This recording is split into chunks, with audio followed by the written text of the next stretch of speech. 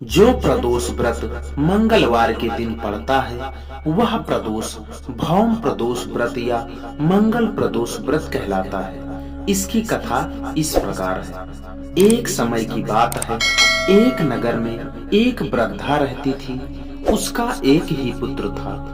वृद्धा की हनुमान जी पर गहरी आस्था थी।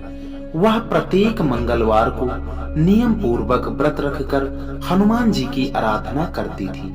एक बार हनुमान जी ने अपनी भक्तिनी महिला की श्रद्धा का परीक्षण करने का विचार किया। हनुमान जी साधु का वेश धारण कर वृद्धा के घर गए और पुकारने लगे, है कोई हनुमान भक्त जो हमारी इच्छा पूर्ण करे। आवाज उस वृद्धा के कान में पड़ी।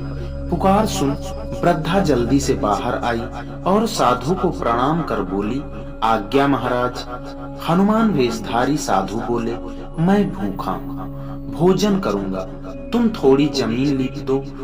वृद्धा दुविधा में पड़ गई। अंततः हाथ जोड़कर बोली, महाराज, लीपने और मिट्टी खोदने के अतिरिक्त आप कोई दूसरी आज्ञा दें, मैं अवश्य पूर्ण करूंगी। साधु ने 3 बार प्रतिज्ञा कराने के पश्चात कहा, तू अपने बेटे को बुला, मैं उसकी पीठ पर आग जलाकर भोजन बनाऊंगा।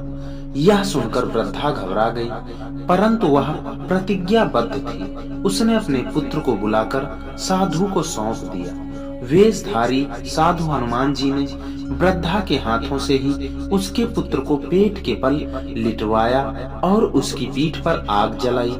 आग जलाकर दुखी मन से वृद्धा अपने घर में चली गई। इधर भोजन बनाकर साधु ने वृद्धा को बुलाकर कहा, उनका भोजन बन गया है, तुम अपने पुत्र को पुकारो ताकि वह भी आकर भोग लगा ले। इस पर वृद्धा बोली, उसका नाम लेकर मुझे और कष्ट न दे। लेकिन जब साधु महाराज नहीं माने तो वृद्धा ने अपने पुत्र को आवाज लगाई और वह अपनी माँ के पास आ गया।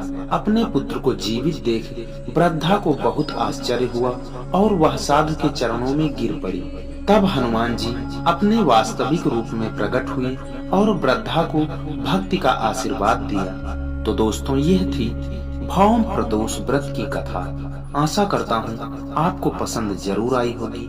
आपसे निवेदन है, चैनल को सब्सक्राइब जरूर कीजिए, साथ ही वीडियो को लाइक कीजिए, कमेंट में जय श्री बजरंगबली जरूर लिखिए। इसी के साथ विदा लेते हैं, मिलते हैं अगली वीडियो में। तब तक के लिए नमस्कार, जय श्री कृष्ण।